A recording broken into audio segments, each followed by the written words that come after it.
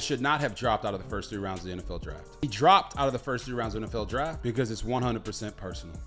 NFL GMs, scouts, and the NFL at large are trying to teach Deion Sanders and Shedeur Sanders a lesson that they didn't teach the Mannings when Eli said he wasn't going to go play in San Diego, a lesson that they did not teach Andrew Luck and his family when he was the perennial #1 draft pick. Same script, different victim. Another elite quarterback treated like he's invisible. But this time, RG3 didn't just whisper. He detonated a truth bomb that left no survivors. He flat out exposed why Shedeur Sanders keeps getting iced out. And trust me, it's not about skill. It's all bruised egos, backroom games, and pure petty energy running the show. Get ready, because this isn't some little quarterback drama. It's a straight-up scandal unraveling in real time. And RG3 didn't come empty-handed. He pulled up with the kind of receipts that make headlines bleed. Think about it. You draft a beast like Shedeur Sanders, a guy stacking touchdowns like he's running a factory, not a football field. But instead of the hype, the crown, and the spotlight,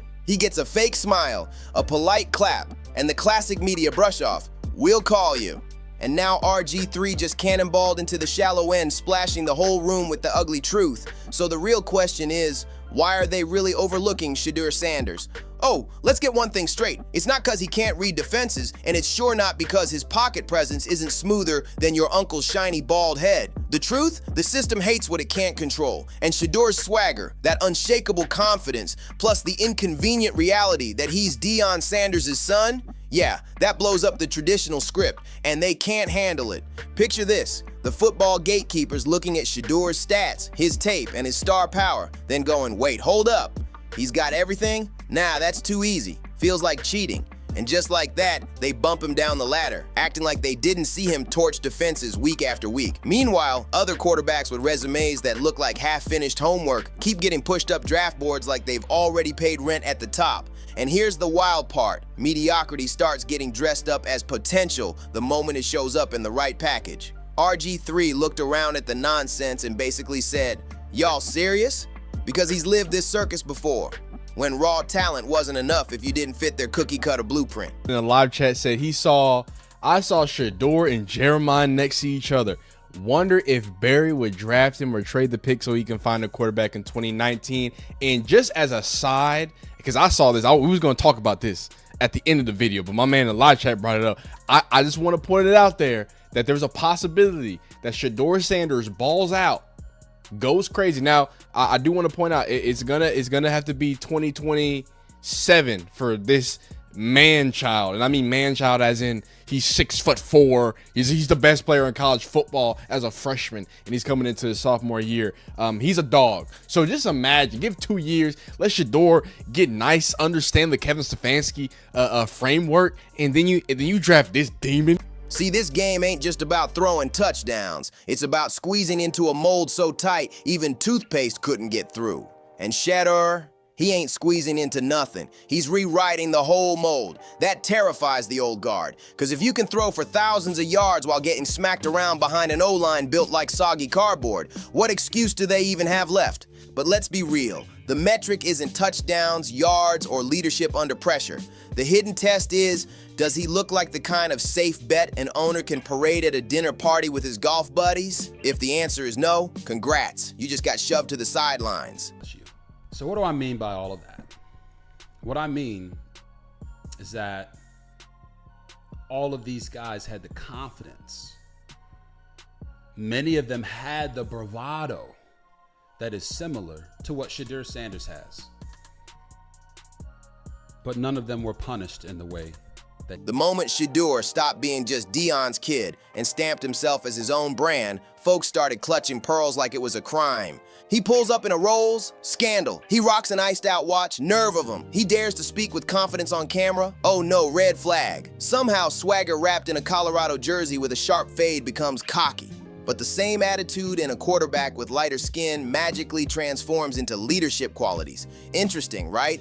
Meanwhile, RG3 is sitting back watching this clown show unfold, and he's not holding his tongue. He's calling out the double standards loud and clear, because the rules have never been the same for everybody, and this just proves it. Shedeur checks every single box. Talent, composure, star power, but not the ones tied to some dusty playbook of stereotypes. The so-called quarterback handbook, written back in 1992, still gets waved around like gospel, even though flip phones have been in the grave for years. And don't forget the level of competition critics, those self-proclaimed historians of college football conferences who pop up out of nowhere just to nitpick certain players when it fits their agenda.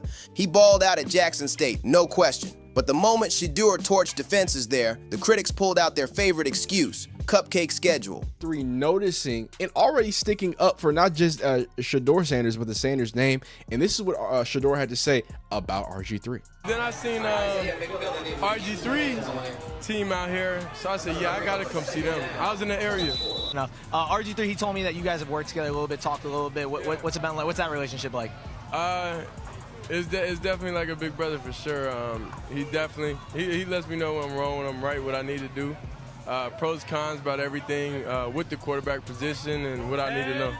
And obviously, I think you probably have a lot of connections to different people in the NFL who have done it before, like RG3.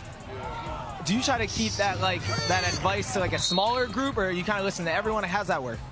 Nah, it's definitely, you definitely have to have discernment when it comes to everything, but it's more natural. These camera angles the are kind advice of I nasty. get, it come from a natural place, from people that I always talk to or that always been there for me. Funny how when other quarterbacks rack up stats against weak competition, it's called great consistency. But when Shedeur does it, suddenly it's still unproven. Consistency only counts if it doesn't make people uncomfortable, right? Now he's at Colorado, dropping video game numbers, staying cool under pressure, dodging sacks like he's in a dodgeball championship. Does that change the narrative? Nope.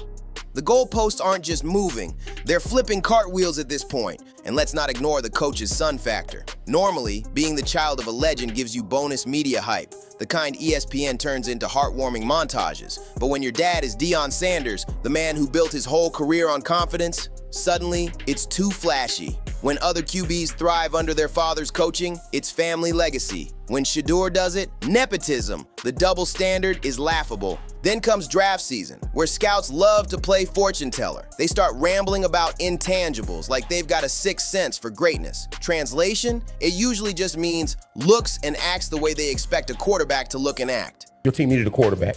Why didn't y'all pick Shedeur Sanders? All-American, Offensive Player of the Year, Joe Namath award-winning quarterback out of college. Well, we had a meeting of all the white guys that own all the teams. We are wealthy and we pay these niggas. And okay. There's no way that he's gonna come into our league and show us up. So we're gonna show him who really has the power. Shedeur could launch a 70-yard bomb blindfolded, and they'd still hit him with a, yeah, but what about maturity critique. Meanwhile, some quarterbacks trip over their own cleats and get labeled raw talent. The bias isn't just in boardrooms, it's in the stands too. Scroll through social media and you'll see the same lazy takes recycled. He's good, but, and that but is carrying a whole lot of prejudice dressed up as analysis. But he's flashy. But he's Deion's kid. Translation? But he's not what we're used to. And let's be honest, people fear change more than they fear bad Wi-Fi. RG3 didn't drop a hot take. He dropped a straight-up PSA, because ignoring Shedeur Sanders isn't just a bad football call, it's embarrassingly obvious. This man has it all. Numbers that don't lie, vision sharp as a hawk, leadership under pressure, mental toughness built like steel, and a media presence most franchises would kill for. And yet, here we are, watching analysts shower love on quarterbacks who peaked back in 2019, acting like their highlight reels are still fresh. It's laughable. Shedeur's not just playing football, he's battling a whole maze of unspoken rules, coded language, and invisible gatekeeping. Sanders not getting drafted in the first 3 rounds is disgusting. Let's talk about what it means. I've never been a Sanders, but I've been a backup quarterback in the National Football League. More than the pride being hurt, the opportunity has now been hurt. When you're a backup quarterback, you are much more easily discarded. If you're going to get drafted in the 4th round or later, you are being drafted to be a backup. Think about the quarterbacks drafted after the 3rd round that are currently starting or potentially have the opportunity to start. Dak Prescott, he only started because Tony Romo got hurt. Kirk Cousins, he only started because Robert Griffin got hurt. Brock Purdy, he only started because Trey Lance got hurt. Jimmy Garoppolo got hurt. If you get drafted after the 3rd round, you do not have an opportunity to start, barring an unforeseen. The system keeps moving the target, and he keeps knocking it down anyway. And the wildest part, he's still out there winning, leading, balling out like it's personal. And yeah, it is personal now. Every time they doubt him, he turns the field into a masterclass. So when RG3 spoke up, It wasn't for shock value. It was because the truth couldn't be clearer. The issue isn't Shedeur Sanders' talent. It's the league's broken vision. And RG3 just handed them prescription glasses. But watch closely, because the moment Shedeur starts smashing their mold, the machine suddenly acts like the mold was never real in the first place. But here's the thing. Shedeur isn't out here begging for approval. He's carving out his own legacy whether the spotlight decides to follow or not. And when draft day finally hits, don't be shocked when the same critics who pretended he didn't exist suddenly flip the script and act like they've been fans since day one. Oh, the receipts will be waiting, and this time they'll come signed in RG3's handwriting. Bold, underlined, and stamped with a giant "told you so." Wrong. So why are we having this conversation about his character? I'm gonna tell you why. Because you got people hating on his daddy. Yeah, that's what I was saying. And they want any excuse that they can come up with. And let me remind America why Deion Sanders, we gonna say this. This is why Deion Sanders is hated by some people, because he was the greatest. And he told you so. And then went out there and showed you so. And you were helpless to do anything about it. And then when he talked about it, not only could you not play better than him, you couldn't talk better than him, you couldn't articulate your thoughts better. And here's the real kicker, the part RG3 laid out with the kind of sharp clarity that makes you wonder if he's been biting his tongue since week one. Shedeur Sanders isn't just being judged as a quarterback. Nope, that would be way too simple. He's being judged as Deion Sanders' son, and not in the usual bloodline advantage way either. This is the penalty box version of nepotism, where instead of being boosted for having a Hall of Fame father, Shedeur is being crushed under expectations so twisted, it feels like he's guilty of football treason just for existing. Let's keep it real. If Shedeur were anyone else's kid, literally anybody else's, the hype would be biblical. He'd be praised like a mix of Brady, Mahomes, and a Messiah in cleats. Problem with it is obviously the anonymity of all of the comments and all of the quotes and all of the things that we have had reported, whether it was Josina Anderson around the combine, recently with this quote from an offensive coach who says he's entitled, who says he puts the blame. I watched Shedeur Sanders get damn near killed for 2 years at Colorado. And I never saw him berate a lineman on the sideline. I never saw him cuss or scream at a coach. And you're hearing these things like entitled and these little pieces of the characteristics of his personality. But instead, he's trapped under a microscope so intense it picks up flaws that don't even exist. 1 minute the knock is, he's just Deion's kid. The next, he's only good because of Deion. 5 seconds later, the demand flips, prove you're not riding Deion's coattails. It's a never-ending moving target, and Shedeur keeps playing like the bullseye is already his. So which is it, really? Because last time we checked, riding coattails doesn't add up to 500-yard games and clutch, game-winning drives with the whole stadium watching. It's almost like analysts built a separate grading rubric just for Shedeur Sanders. Other quarterbacks, they get judged on completions, decision-making, and pocket presence. Shedeur, he gets judged on how many times he cracks a smile in a post-game interview, whether his wristwatch shines too bright or if his dad cheered a little too loudly from the sidelines. The man could toss 6 touchdowns in a snowstorm while balancing a baby goat on his helmet, and the headline would still be, "Yeah, but is he humble enough? Make it make sense." And let's really talk about this humble obsession for a second. That word gets dragged out every time critics get uncomfortable with confidence they can't tame. They don't actually want Shedeur to be humble. They want him to shrink. They want him to dim his light, act grateful just to breathe the same air as the chosen ones, and bow like he's lucky to even be in the room. I am tired of the Shedeur slander. It's gotten to the point where it almost feels nefarious to me. People never like to play the race card, and I'll play it when I need to, I don't care. But this feels dirty. And we understand that Cam Ward is also a black quarterback. So you might not be able to use that, but here's the problem that I'm having is that you had Daniel Jones, who wasn't on anybody's radar, that somehow crept into the top 5 and got drafted. But a guy that's been a starter his entire career, threw over 4,000 yards at Colorado, 37 touchdowns, 10 interceptions in a pro-style offense in a Power 5 conference. You mean to tell me that that guy is not a first? But let's keep it 100. The only reason that room still has electricity is because Shedeur lit it up in the first place. But the second your last name is Sanders, it's open season. Suddenly every move gets poked at like a piñata by scouts desperate to find cracks that don't even exist. RG3 knows this playbook all too well. He lived it back when the league couldn't decide if he was supposed to be the face of the future or the fall guy for every busted play. And now he's watching Shedeur get hit with the deluxe package of that same treatment. Only this time, it comes wrapped in prime-time baggage. The expectations are insane. Be a great quarterback, shatter records, resurrect a dead program, lead with poise, and oh yeah, make sure you're never too flashy while doing it. Apparently, excellence is only acceptable when it comes in beige packaging. Shedeur isn't just playing quarterback, he's playing son of prime time. And in football code, that means prove you deserve to breathe this air every single day. Forget the stats, forget the highlight throws under pressure, forget the leadership, forget the fact that he reads defenses like a veteran NFL quarterback running chess on rookies. Nope, that doesn't fit the narrative. Instead, they spin it dramatic. What if he's not actually that good? What if it's all just the Sanders name? But here's the twisted part. The same critics claiming he's only in the spotlight because of Deion are the ones putting him under the brightest, harshest lights because of Deion. The name they say props him up is the same name they use to drag him down. It's like being punished for a crime you never committed, then being told you should be grateful because at least the jail food is decent. That's the twisted reality Shedeur is living in. The truth is, being Deion's son doesn't open doors. It slams them shut in the faces of people who like their quarterbacks cookie cutter, predictable, polished, and preferably controversy-free. But Deion, he's the exact opposite. He's loud, bold, a man who walks into a room like he owns the oxygen supply. And because of that, the assumption is automatic. Shedeur must be a carbon copy. Spoiler alert, he's not. Shedeur's confidence is surgical, not theatrical. Precision, not performance. But that doesn't matter when guilt by association is the rule of the game. So every single move he makes gets charted like Wall Street stock. Every small mistake, a referendum on his entire career. Every success, shrugged off as expected. From a quarterback's eye, from a coach's eye, you know that he has something special. He makes off-schedule plays. He uses his feet effectively. He can play from the pocket. He has the rhythm and timing of an NFL quarterback. Those are all things that are special.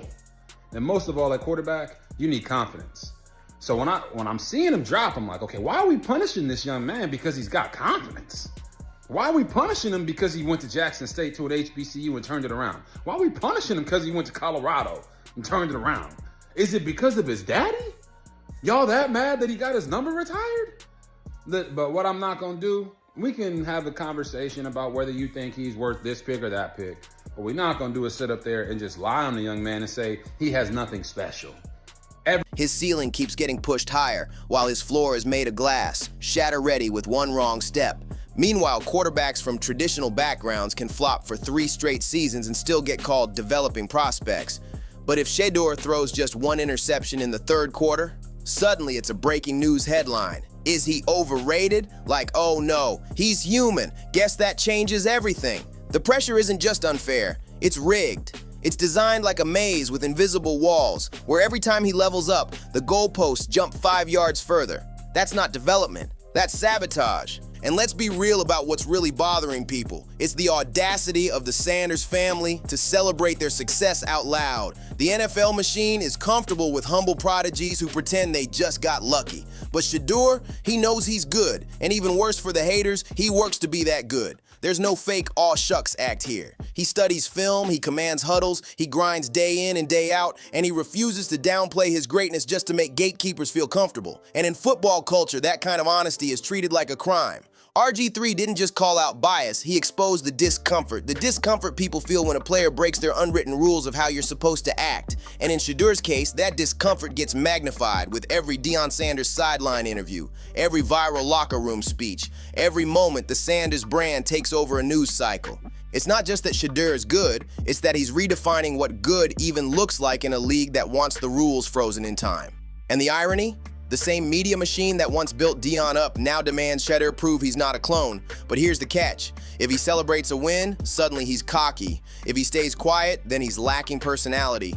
This double bind is Olympic-level mental gymnastics, and Shedeur is the one being forced to compete without a safety net. And yet here's the punchline. He still thrives. He still performs. He still shows up with the calm of a surgeon and the poise of a 10-year vet. While analysts nitpick his every move, he's out there slicing defenses apart like it's a weekend hobby. RG3 isn't just defending him, he's throwing a lifeline to a system that's dangerously close to embarrassing itself.